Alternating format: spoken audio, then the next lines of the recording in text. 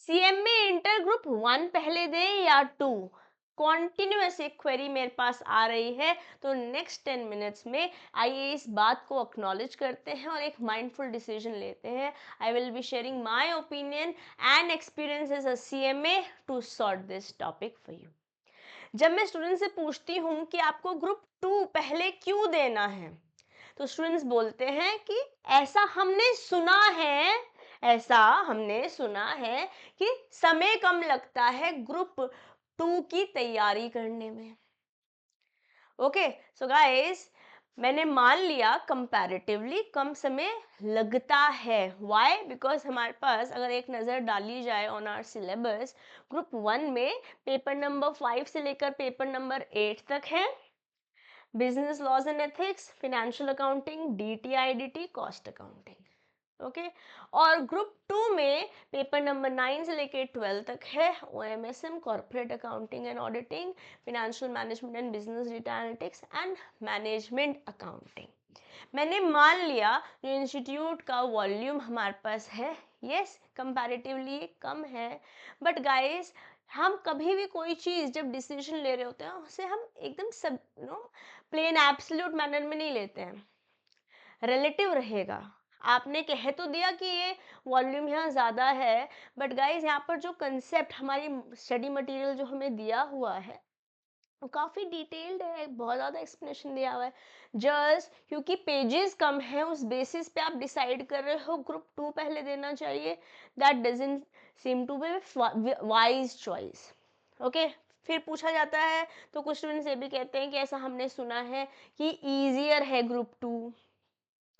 अच्छा, एक बात बताइए, जब आप क्लास 9 में आए थे, ठीक है, 9th और 10th में कौन सा क्लास ज़्यादा डिफिकल्ट लगा था? 9 ज़्यादा डिफिकल्ट लगा था ना, या 11th-12th में, चाहे आप साइंस बैकग्राउंड वाले स्टूडेंट्स की बात करो या कोई से भी ह्यूमैनिटीज से हो, कॉमर्स से हो, आपको क्लास 11th ज़्यादा नया मिला था, ज़्यादा चैलेंजिंग मिला था. क्यों? आप पहली बार उस हाई स्कूल वाले विंडो में या सेकेंडरी स्कूल वाले विंडो में आए थे. इसी तरीके से जब हमने फाउंडेशन दिया था, वो तो एक एंट्रेंस एग्जाम था सीएम में आने में. बट जब मैं इंटर और फाइनल के बारे में बात करती हूँ, इंटर में जब आप ग्रुप 1 पहले देते हैं, ऑफ कोर्स आपको वो टफ लगेगा क्योंकि एक नए प्रोफेशनल एनवायरनमेंट में आ रहे हैं. तो हो सकता है आपके किसी फ्रेंड ने, किसी सीनियर ने बोला कि मुझे ग्रुप 2 ईजियर लगा, तो आप ये समझिए कि उसको ईजियर इसलिए लगा क्योंकि वो ग्रुप 1 पहले देकर आया था. Again, it is not an absolute statement, वो रिलेटिव स्टेटमेंट दे रहे थे. और ऐसा मैं क्यों बोल रही हूँ? देखिए, जब जैसे मैंने आपको 9th और 10th का एग्जांपल दिया या 11th और 12th का एग्जांपल दिया, हमने कोई चीज़ पहले प्रोफेशनल वर्ल्ड में कर ली है, तो नेक्स्ट लेवल करना कंपैरेटिवली उस एनवायरनमेंट में हम एडजस्ट हो चुके होते हैं. जैसे मैं बिजनेस लॉज एंड एथिक्स के बारे में बात करती हूँ, अगर ग्रुप 1 में हमने ये पढ़ लिया है, तो I will be able to use it in my corporate accounting as well as auditing. दोनों जगह काम आने वाला है.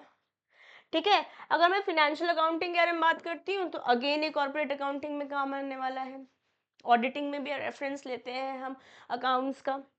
डीटी आईडीटी बोलती हूँ, तो डीटी कहीं ना कहीं अकाउंट्स में काम आ जाएगा, मोर इम्पॉर्टेंटली ऑडिटिंग में काम आएगा. ठीक है, ऑडिटिंग में आप टैक्स का रेफरेंस लेते हैं. ओके, और वैसे अपने आप में एक इंडिविजुअल सब्जेक्ट है, काफ़ी डिटेल्ड है, फाइनल में वापस पढ़ेंगे.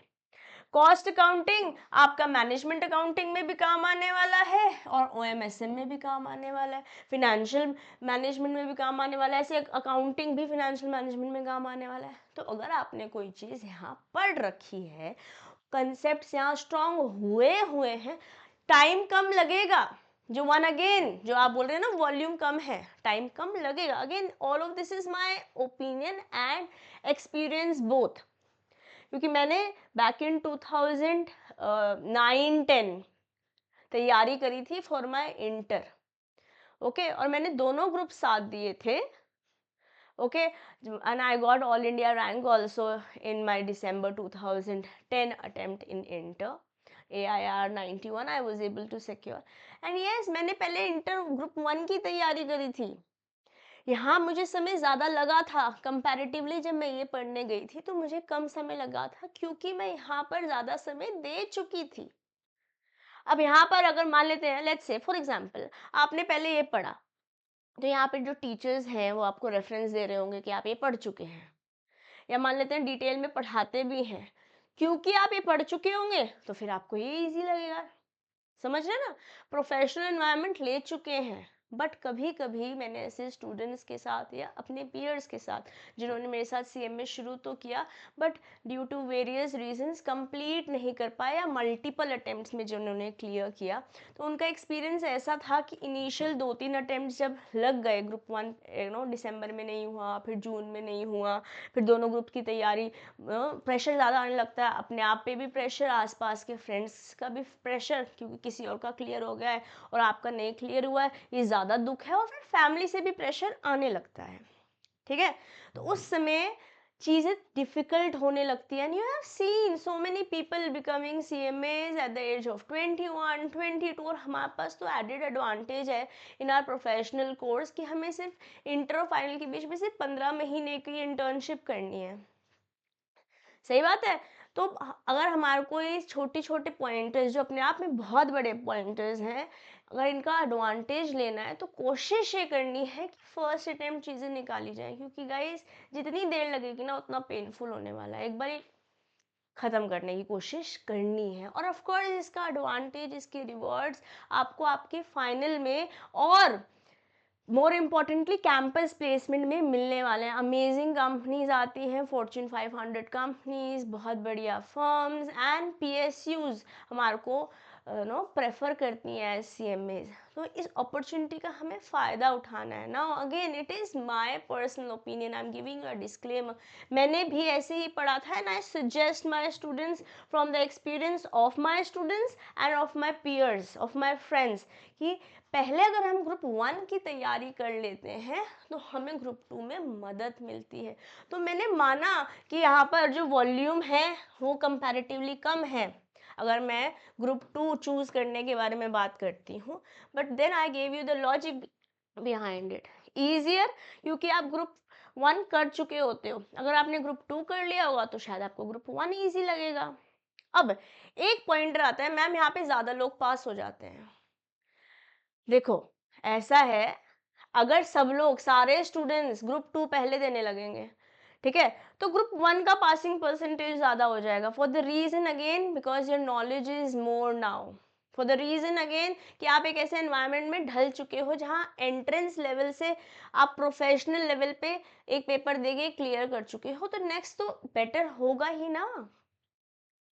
ठीक है, तो थोड़ा लॉजिकली माइंडफुली सोचेंगे तो मार्क्स भी अकॉर्डिंगली फिर आप ज़्यादा ले पाते हो। और अगर मान लेते हैं आप दोनों ग्रुप साथ में देते हैं, लेट्स से आपने दिसंबर 2024 में फाउंडेशन दिया था, तो आपके पास आज ये ऑप्शन है, today you guys have an option कि आप जून 2025 में, 4 महीने का गैप, मतलब जनवरी में रिजल्ट आया, 31 जन तक आपने रजिस्टर करा लिया, तो जून 2025 में आप दे सकते हो ग्रुप 1, एनी ग्रुप, है ना, कोई सा भी ग्रुप दे सकते हो। बट गाइस 4 महीने में प्रैक्टिकली एक बार सिलेबस ही खत्म होगा, 3-3.5 महीने में प्रैक्टिकली सिलेबस ही खत्म होगा, और वो भी मैं आपकी बात कर रही हूँ डीटीआईडीटी में, तो ज़्यादा समय लग जाएगा, लगभग 200 घंटे लग जाते हैं इस कोर्स को ख़त्म होने में, या बाकी सारे सब्जेक्ट लगभग 150 से 170 घंटे में हो जाते हैं टिपिकली, 5-10 घंटे इधर उधर चलेंगे। यस, तो रोज के अगर आप 1.5-2 घंटे इंडिविजुअल सब्जेक्ट को दे रहे हो तभी भी 3.5-4 महीने आपको सिलेबस कंप्लीट करने में लग जाएंगे, और हमारे टाइम में तो ये प्रोविजन ही नहीं होता था। मतलब अगर मैंने जून 2009 में या दिसंबर 2009 में फाउंडेशन दिया है, तो अगेन मुझे रिजल्ट लेट्स से फरवरी में आया, ओके, दिसंबर वाला रिजल्ट फेब में आया, तो मैं जून में अपीयर ही नहीं कर सकती थी, मैं दिसंबर में ही अपीयर कर सकती थी, वहाँ दोनों ग्रुप्स भी दे सकती थी, एक ग्रुप भी दे सकती थी, that was my choice. Okay, तो मैं ऐसा नहीं कह रही हूँ कि रिस्क मत लो या बिल्कुल ब्लाइंडली फॉलो कर लो, I am just giving you some logics, my opinion, my experience, what my students have faced, what I have faced, what my peers have faced, and then you can take an informed and a mindful decision. और जब दोनों groups देते हो तो again आपके पास advantage all India rank का तो होता ही है। ठीक है। बट अगर आपने ढंग से पढ़ाई करनी शुरू कर दी है, 3.5 लगभग महीने में, 3.5-4 महीने में आप सिलेबस कंप्लीट कर लेते हो, 8 घंटे की जगह 10 घंटे दिन में पढ़ना लग जाते हो, तो आप रिवीजन भी कर लोगे। मैं ये नहीं बोल रही हूँ कि आप जून में अटेम्प्ट दीजिए ही नहीं, दीजिए, कोई दिक्कत नहीं, but I will again suggest कि ग्रुप 1 पहले दीजिए from my opinion, and then you go with group 2। तो आपके पॉइंटर्स सब वैलिड है, but on an absolute scale, ठीक है। बाकी अगर कोई आपको डाउट है, कोई क्वेरी है, तो आप मेरे से कमेंट में पूछ सकते हैं। जो भी ग्रुप दे रहे हैं, जो भी आप ग्रुप दे रहे हैं, चाहे ग्रुप 1 दे रहे हैं, चाहे ग्रुप 2 दे रहे हैं, give your best, because first attempt में क्लियर करना आसान होता है, क्योंकि आपने नया नया पढ़ा होता है, तो डिसहार्टनिंग नहीं है, प्रेशर नहीं है, ना आपके अपना खुद का, ना पीयर्स का, आपका कोई फ्रेंड हो गया, आपका नहीं हुआ है, ना फैमिली का। प्लस क्या होगा ना, जब आप पेपर फर्स्ट अटेम्प्ट दे रहे होंगे, तो current percentage, let's say for example 12,000 बच्चे बैठे या 15,000 बच्चे बैठे, उन 15,000 में से 5,000 बच्चे फॉर एग्जाम्पल पास हो गए, 10,000 बच्चों में से 2-3 हज़ार बच्चों ने ड्रॉप आउट कर दिया, 7,000 बच्चे रीअपियर कर रहे हैं, उन 7,000 में 10,000 नए बच्चे अपीयर कर रहे हैं। तो जो आपका डिनोमिनेटर है, जो people appearing in the group, वो बढ़ जाएगा ना रीअटेम्प्ट में। आप नए बच्चे भी होंगे और पुराने आप जैसे लोग भी होंगे, अगर आपने रीअपियरिंग कर रहे होंगे। और इंस्टीट्यूट से तो एक सेट परसेंटेज आता है कि इतने परसेंट अपन का रिजल्ट रहेगा मैक्सिमम, करेक्ट है ना। So guys, take a informed decision, जो भी कर रहे हो, चाहे आप ग्रुप 1 कर रहे हैं, चाहे ग्रुप 2 कर रहे हैं। मैंने अपना ओपिनियन और एक्सपीरियंस आपके साथ शेयर कर दिया है। कोशिश करेंगे कि हम फर्स्ट अटेम्प्ट में निकालें, और अगर आप दोनों ग्रुप्स दे रहे हैं, तो येस ऑफ कोर्स आपके पास उसके एडवांटेजेस हैं, बट अगेन अपने आप को आपको उतना ही मेहनत भी करनी होगी। माय मदर सेज, सोना तब कर निखरता है।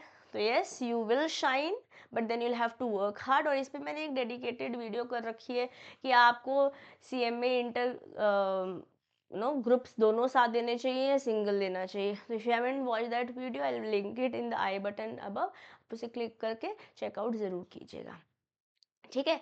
बाकी wishing you the best, and if you have questions ask me in the comment box, और you can talk to me on law by CMA Disha Dua telegram group. I am also available at Disha Dua classes on Instagram. Okay, wishing you the best, and I'll see you in the classes.